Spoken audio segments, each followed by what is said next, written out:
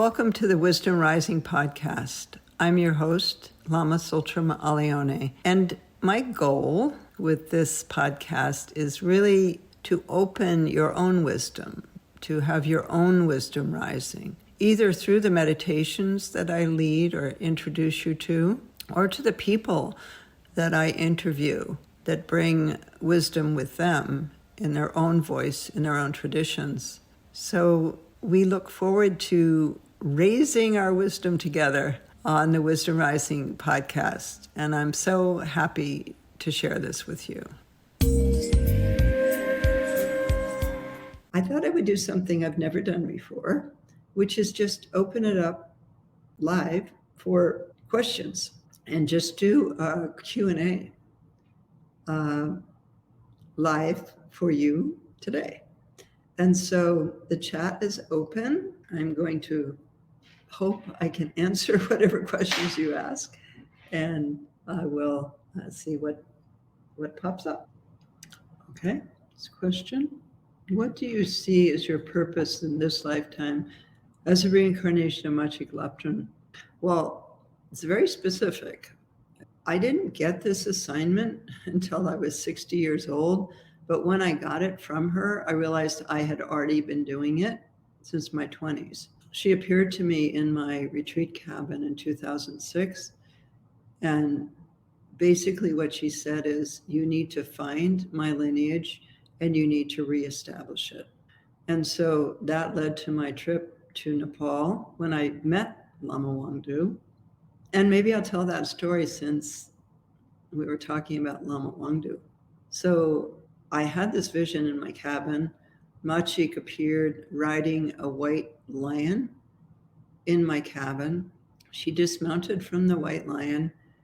She transmitted a practice into me, which I teach in Kapala training, level 4.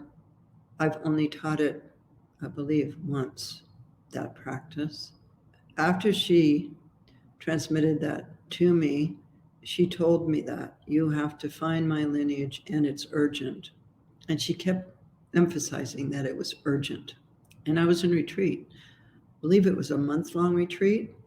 And so I thought, am I supposed to leave retreat now and go find its lineage?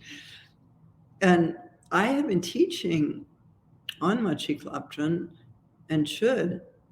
I learned Chöd in 1973. And I actually received the transmission for it, 1972, from Dingo Khyentse Rinpoche during the Damnakso Wangs. There was a whole series of empowerments of her lineage and the Shije lineage that I received. And I believe that was the first time I heard her name. In any case, I had been teaching it under Namkhe Norbu Rinpoche since the 80s. And then her story was in Women of Wisdom. And so I became known as a teacher of Chöd practice. I first went to her seat in Tibet in 1992, Zangri Kamar. Had very powerful experience there. And then after this experience in my cabin in October of 2006, I thought I need to go now. And then I told my husband, David, and he said, not now. Finish your retreat. And there was a Lama coming, and he was like, you need to be here to host this Lama. And anyway, it ended up that we went that spring. And in the meantime, I contacted a friend of mine named Carol Dunham, who some of you may know. She lived in Kathmandu for many, many years, anthropologist, and created wonderful businesses for local people there with the herbs of Nepal, soaps and tinctures and so on. So I knew that Carol knew Lama Wangdu, and I knew Lama Wangdu was known for Chöd. So I called her in Nepal back in the days when you made phone calls and told her what had happened in retreat. And she said, you have to meet Lama Wangdu. And so when I ended up going was in the spring of 2007 in June. And I took a whole group of people on a pilgrimage. And the first thing we did was go to Kathmandu. When we got to Kathmandu, Carol took us to meet Lama Wangdu. And Lama Wangdu invited us to see him do the dance of the chut, which I had never seen performed.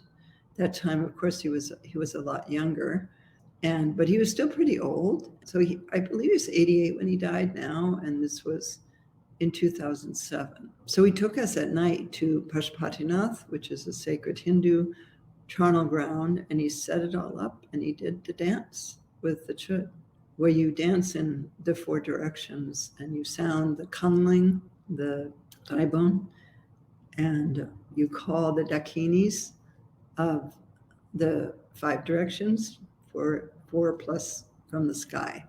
Then we went to Tibet, and it was in Tibet at that time that where I was recognized when we got to Machig's place. The Lama of Machig's place in Tibet came out to meet our group in a very ceremonious way. And I thought, this is strange. We're basically just kind of like tourists. Of course, we didn't feel we were tourists. We felt ourselves as pilgrims. But in any case, it was very ceremonious with incense and so on.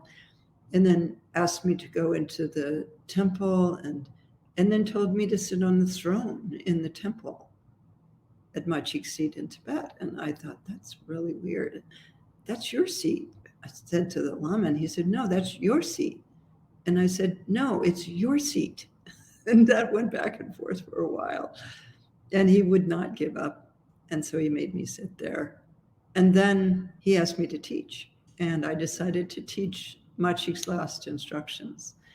And it just so happened that Jerome Madu was there, who had translated Machig's last instructions for his wonderful book, the Machig Labdrön and the Foundations of Chut. Their last instructions are at the end. And I also put it at the end of my book, Feeding Your Demons. So it's there as well.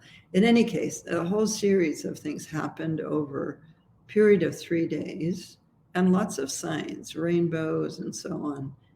And then on the final day, he stated, after we had completed chut practice on the beach of this amazing, huge river called the Sangpo, the Brahmaputra, he said, you are an emanation of Machig Labdrön, and I've been watching all the signs, and I had a dream 3 days before you came that a white dakini was coming from the west, and that she was sounding the damaru. The chut uses the damaru, this drum, loudly.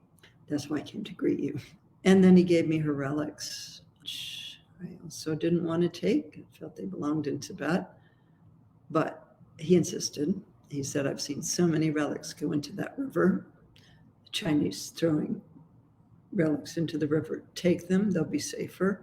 And in fact, right after that were the protests in Tibet around the Olympics that created a huge wave of constriction in Tibet.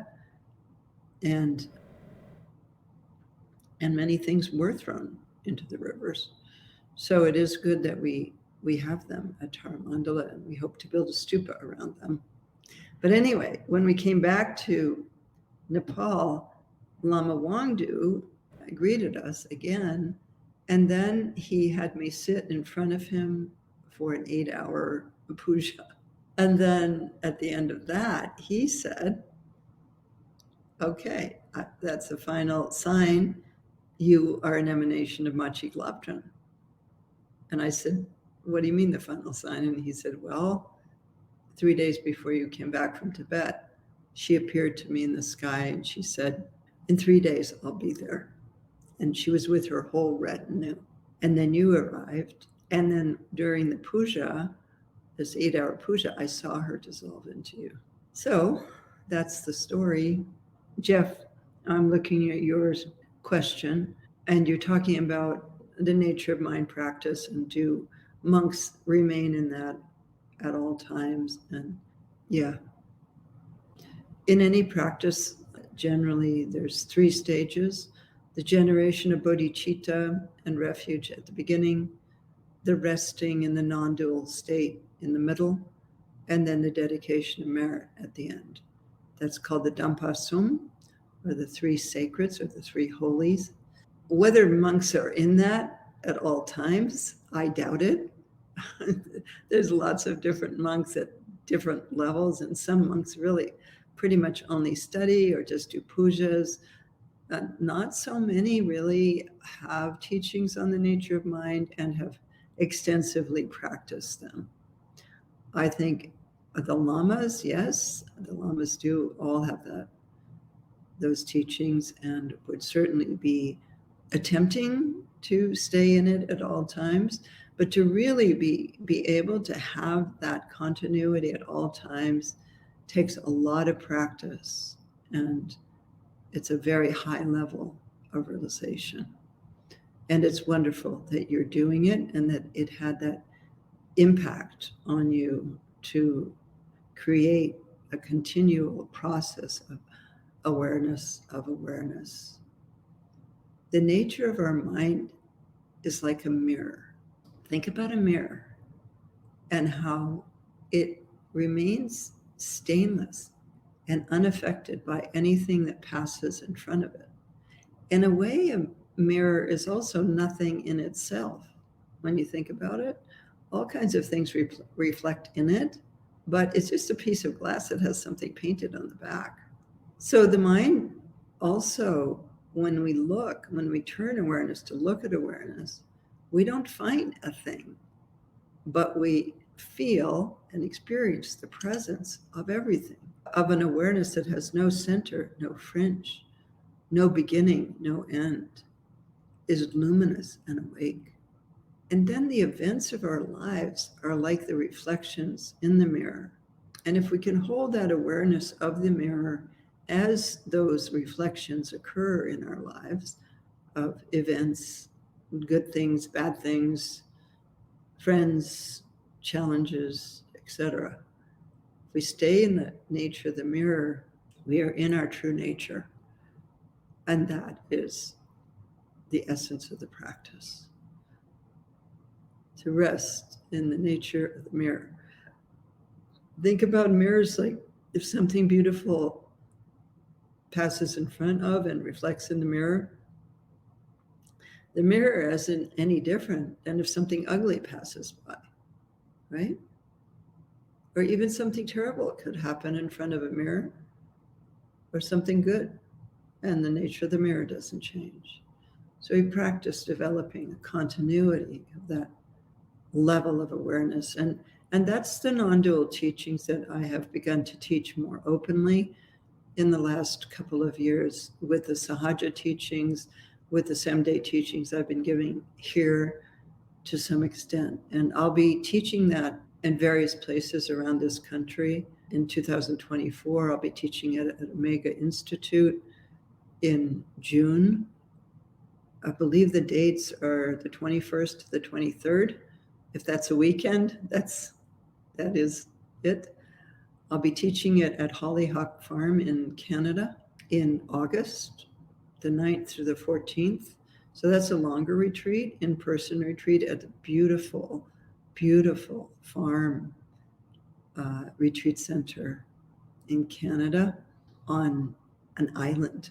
So you have to go by boat. And I'll probably teach it also at Esalen Institute in California. That hasn't been scheduled yet. Anyway, I'm teaching that more openly now because I really feel it's so important and shouldn't be a secret.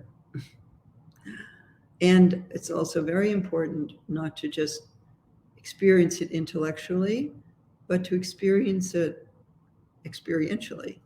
And that's why it's kept secret, because it's actually quite easy to understand intellectually, but the actual depth experience of it and the stabilization of that is much harder.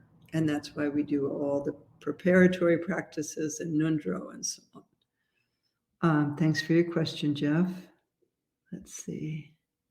What else do we have? And I'll quickly answer Galena's question about other dimensions. Well, we're in the dimension, right? with our senses, we're seeing certain things, we're hearing, and so on. We think this is reality. But think about like birds. What are they actually experiencing? We think it looks like what it looks like to us, and that the world is the same world, but are they experiencing the same world? And then think about how big the universe is and how unlikely it is that we are the only sentient beings in the universe. Although it does seem like we're surrounded by quite a few dead planets. Einstein said the likelihood of there not being other life in the solar system and in our universe is as likely as if you ripped up the Paris phone book and you threw it on the ground and it all came back together in order. That's the likelihood that there's not life out there. The other thing is, it's not just life at the vibrational field level that we are. So when I say other dimensions, I often mean a more refined dimension.